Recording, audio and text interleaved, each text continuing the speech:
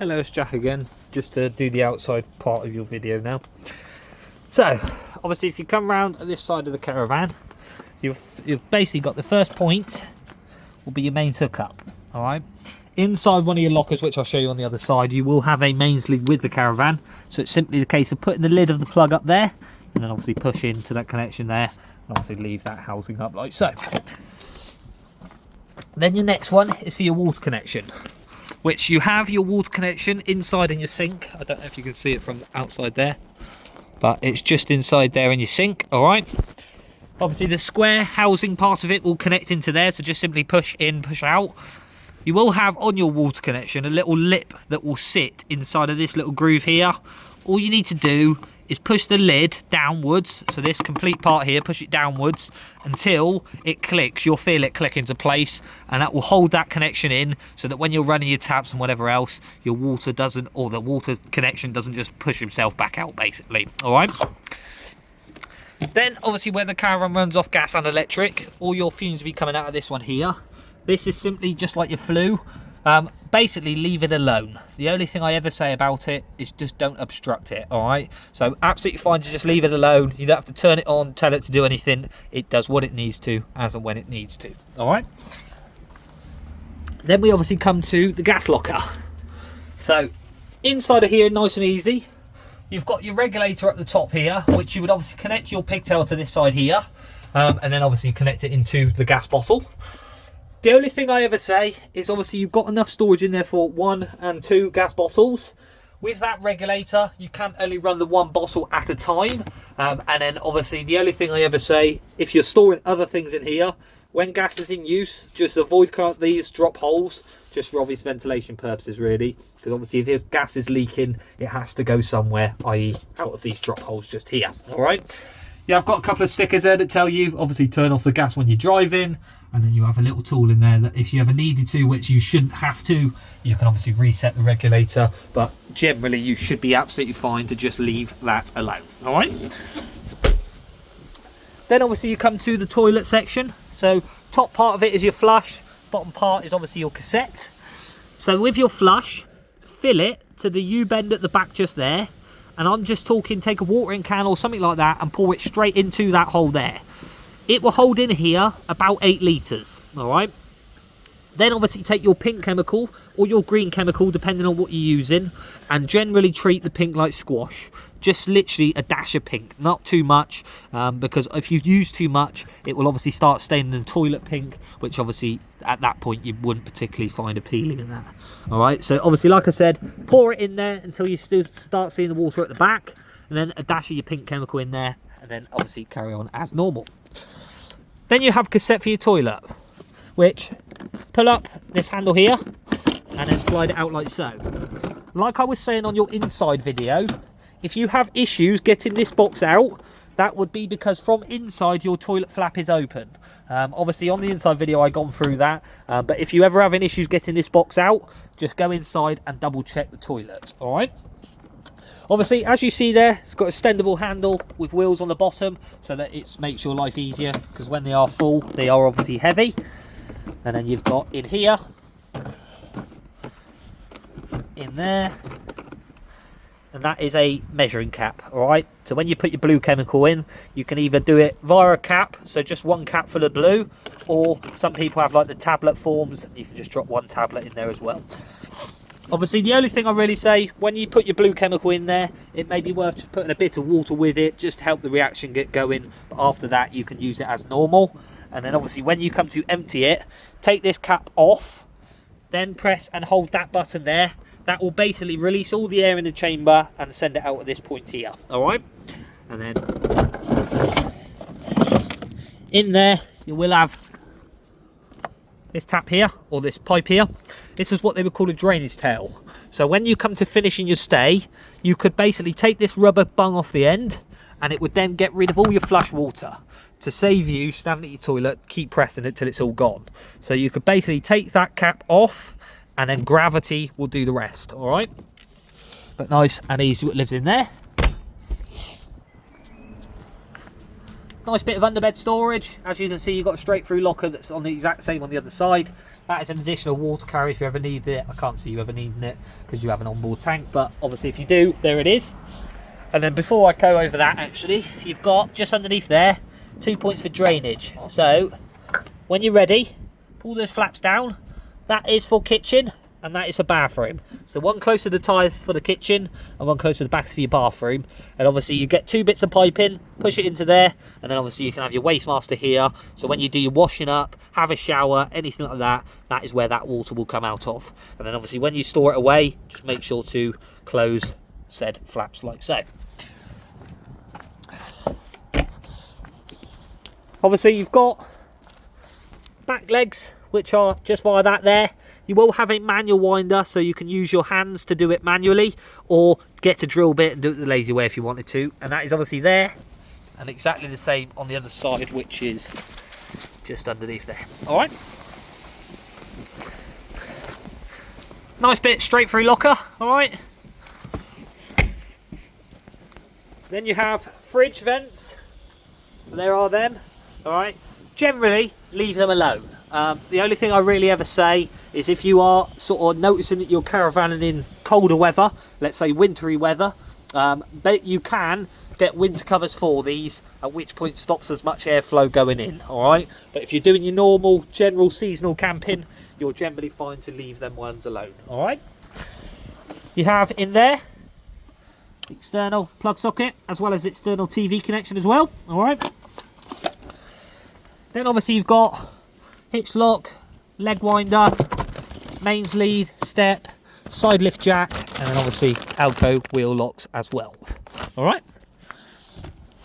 And then last but not least, the external barbecue point just there. All right.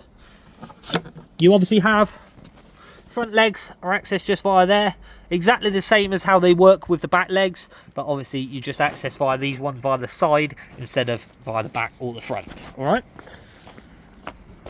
Then obviously you've got your hitching on side of things. All right. So put the keys in my pocket now so we can see this. So you've got these 2 pads here, same on both sides. They can be stood on, all right, because they go straight onto the A-frame. So if you needed to clean your top window up there, you can stand on there, but obviously only on those 2 points here. So just 1, 2, that would be the only place you could stand on here. 13-pin electrics, nice and easy. Handbrake, push it down is activated, or handbrake off. The only thing I say is go careful when you lift it up because it has a bit of a kick to him. All right. Just don't hold it tight when you're doing it. Just I'd literally say lift it up and let it do what it needs to do. Jockey wheel, handle on the top here, wind it one way, goes down, and wind in and vice versa. That will obviously go up. When you obviously come to hitch it on, you've got this part of your head here. So sometimes that handle may be locked down like that. Simply grab it, lift it until it clicks, and it will stay up like so. Then, once you're going to go onto the tow ball, or once you're going to go onto the car or whatever you're taking it with, you essentially would wind it down onto the car. Basically, keep winding until this handle, when it goes onto the car properly, will click down automatically. Now, at the moment, it's showing red because obviously we're not connected to anything. When it does connect to something, it will show some green, which I don't know if you can see it very well, but there is. I'll get a bit of an angle. There's green in there that when you connect properly, that will obviously show more green as a way to say to you, you're on correctly. Once this handle clicks down automatically, I would always say as a fail-safe plan, a couple of turns back up as if you was going to take it off the car. That way it will lift the back of the car, and that way it gives you a sort of an indication to say that it's on and going nowhere. Then we obviously have breakaway cable. A lot of people, some people have like a loop on their sort of tow bar. Some people just go round the tow bar. As long as it's straight, you're fine. And obviously this acts as if worst case scenario, you became unhitched whilst towing. It would essentially pull the handbrake on the caravan. And the idea of it is to stop it carrying its journey without you, basically.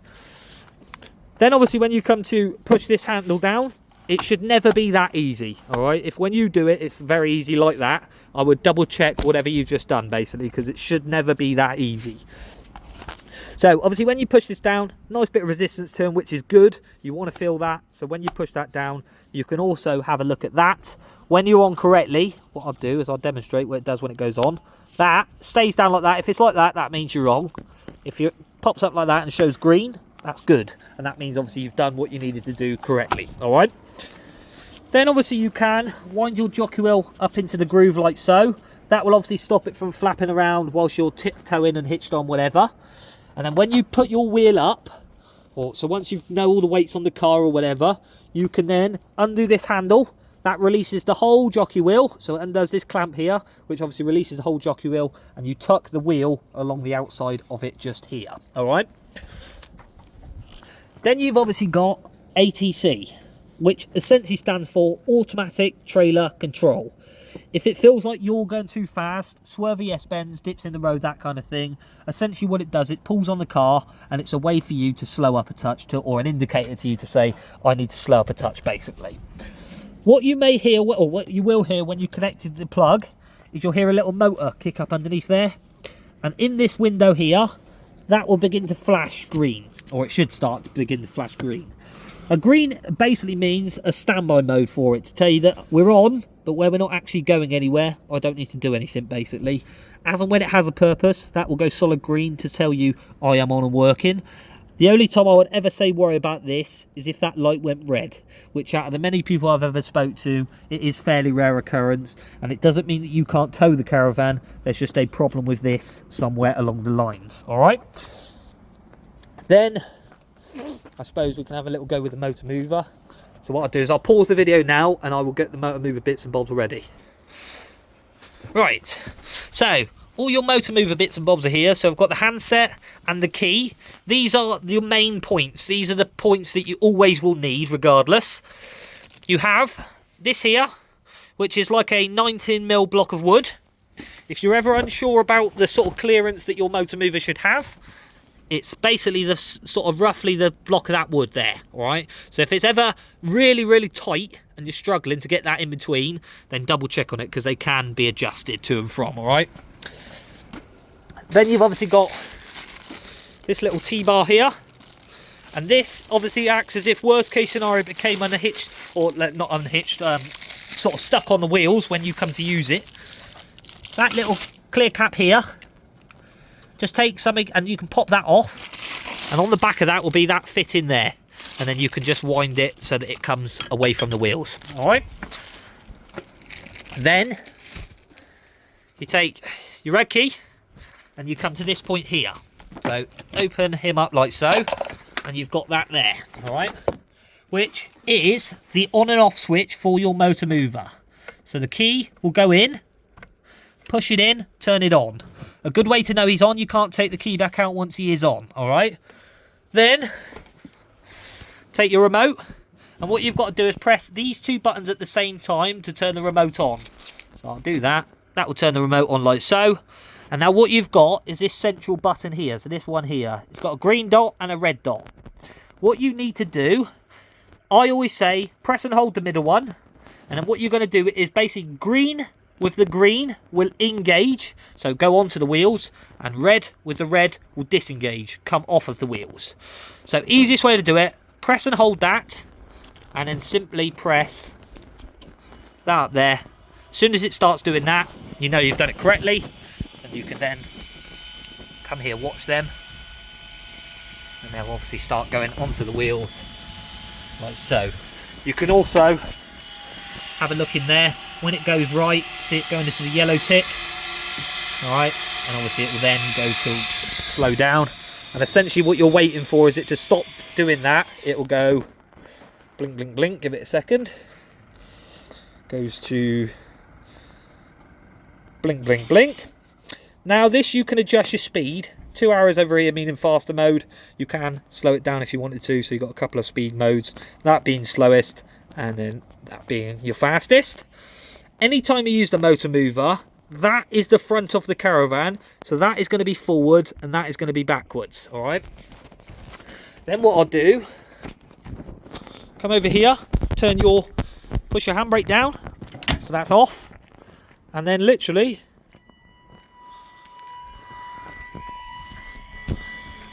And as soon as I let go, stops. And as soon as you put your finger back on, goes again. Alright. I'll come to the wheel so you can see it all in action and stuff as well. Just so you know that's all doing what it needs to do. So as soon as you press forward, does like so.